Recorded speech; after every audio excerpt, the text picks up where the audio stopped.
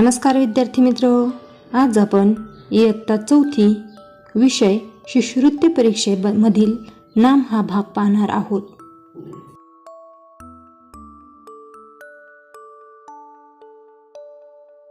शब्दांच्या जाती, त्यामध्ये शब्दांच्या जाती 4 आहेत. नाम, सर्वनाम, विशेषण, क्रियापद. त्यामधील नामाबद्दल आज आपण माहिती पाहणार आहोत.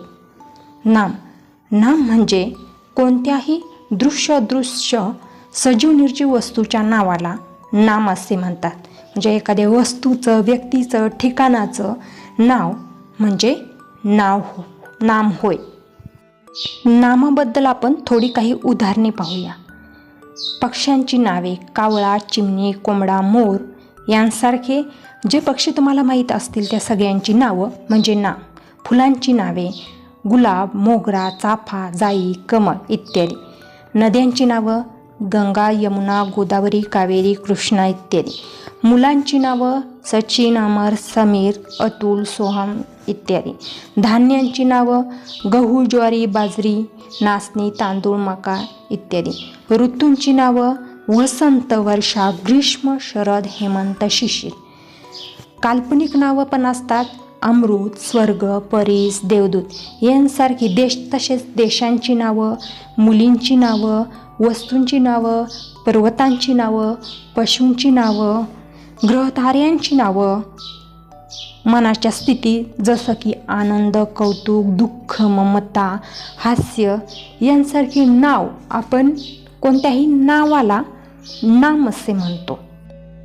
या नामांवर आधारित आपल्याला शिष्यवृत्ती परीक्षेमध्ये वेगवेगळे प्रकारचे प्रश्न विचारले जातात. त्यामधील पहिला प्रकार आहे खालील वाक्यातील नाम ओळखून त्याचा योग्य पर्याय निवडा. त्यामधील पहिला प्रश्न आहे समीर खूप उंच आहे. यामध्ये 4 पर्याय दिलेले असतात. समीर, आहे, उंच, खूप. यामध्ये आपल्याला नाम ओळखायचं आहे. यामुळे मुलाचं नाव आहे बघा समीर. समीर हा योग्य पर्याय आहे. दुसरा प्रश्न आहे केवढा मोठा अजगर होता तो. यामधील आपल्याला नाम ओळखायचं आहे. पर्याय आहेत केवढा, मोठा, अजगर, तो. आणि त्यामध्ये नामाचा पर्याय आहे तिसरा अजगर. यामधील तिसरा प्रश्न आहे किती छान ऊन पडले आहे. यामधील पर्याय आहेत पहिला ऊन, दुसरा आहे, तिसरा छान, चौथा किती. आणि त्याचा योग्य पर्याय आहे म्हणजे नाम आहे ऊन. चौथा आहे स्वच्छता व सुंदरता हे गुण मनोहर मध्ये आहेत. यामध्ये पर्याय आहेत 1 आहेत, 2 मनोहर, 3 सुंदरता, चौथा आहे हे. यामधील योग्य पर्याय आहे मनोहर. म्हणजे नाम आहे मनोहर. एका मुलाचं नाव आहे मनोहर. प्रकारमधील 5वा प्रश्न आहे कळसुबाई हे सर्वात उंच शिखर आहे. त्यातील पर्याय आहेत 1 उंच, 2 सर्वात, 3 हे, 4 कळसुबाई. या पर्यायांमधून आपल्याला नाम ओळखायचं आहे. त्यामधील चौथा पर्याय बरोबर आहे कळसुबाई. नामांवरच आधारित आणखी वेगळ्या प्रकारचा प्रश्न शिष्यवृत्ती परीक्षेमध्ये विचारला जातो. तो म्हणजे खालील वाक्यात किती नामे आली आहेत ते ओळखा व योग्य पर्याय निवडा. त्यामधील पहिला प्रश्न आहे चंद्र हा पृथ्वीचा उपग्रह आहे. यामध्ये पर्याय आहेत 2, 4, 1, 3. यामध्ये किती नाम आले आहेत ते आपल्याला ओळखायचं आहे. यामध्ये आहेत 3 नामे आहेत: चंद्र, पृथ्वी, उपग्रह. दुसरा पर्याय आहे गौरी नेहमी शाळेत जाते. यामध्ये आपल्याला नाम ओळखायचे आहेत किती आहेत ते. यामध्ये पहा कोणती नामं आहेत. गौरी आणि शाळा ही 2 नाम आहेत.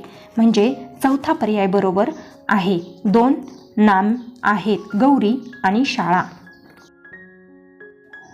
त्या प्रकारातील तिसरा प्रश्न आहे गाय व घोडा हे पाळीव प्राणी आहेत. यामध्ये आपल्याला नाम किती आहेत ते ओळखायचं आहे. यामध्ये आहे गाय, घोडा आणि प्राणी हे 3 नाम आहेत, म्हणजे पहिला पर्याय बरोबर आहे. 3 नाम आहेत. चौथा आहे अजय व विजय पुण्याला गेले. यामध्ये नाम किती आहेत ते आपल्याला ओळखायचं आहे. यामध्ये नाम आहेत अजय, विजय, पुण्याला म्हणजे पुणे हे नाम आहेत, म्हणजे पहिला पर्याय बरोबर आहे.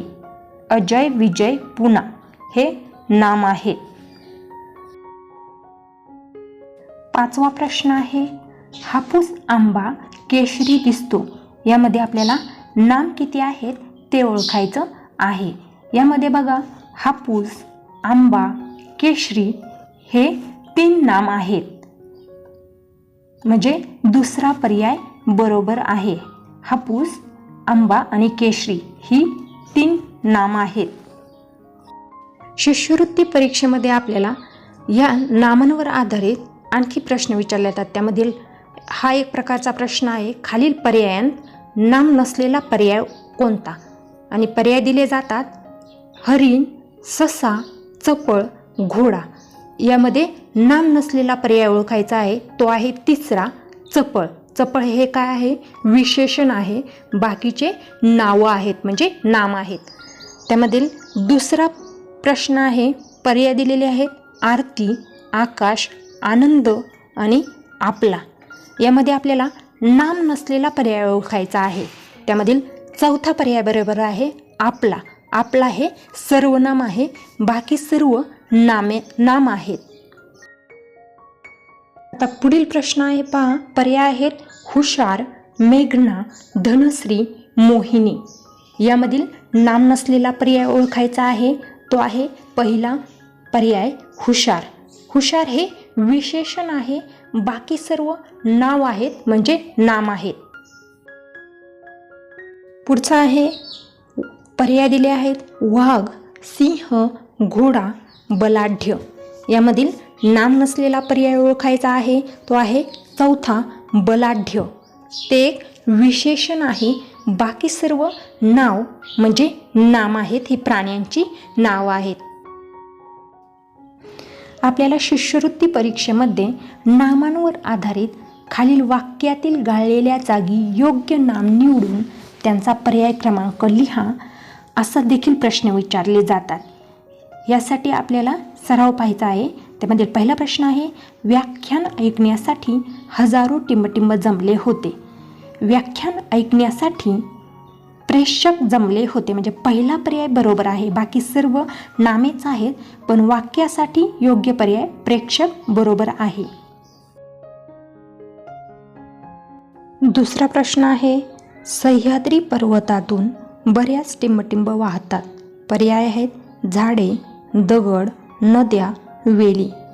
उत्तर आहे सह्याद्री पर्वतातून बऱ्याच नद्या वाहतात.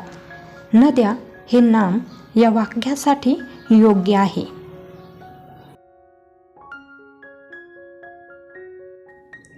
तीन, टिंबटिंब हा प्राणी शेतीसाठी उपयोगी पडतो. पर्याय आहेत शेळी, बैल, उंट, हत्ती. उत्तर आहे बैल हा प्राणी शेतीसाठी उपयोगी पडतो. बैल हे नाम या वाक्यासाठी योग्य आहे.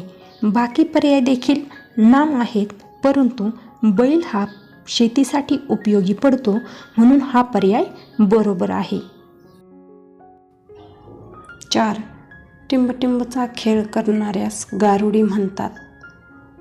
पर्याय आहेत अस्वलाचा, माकडाचा, बाहुल्यांचा, सापाचा.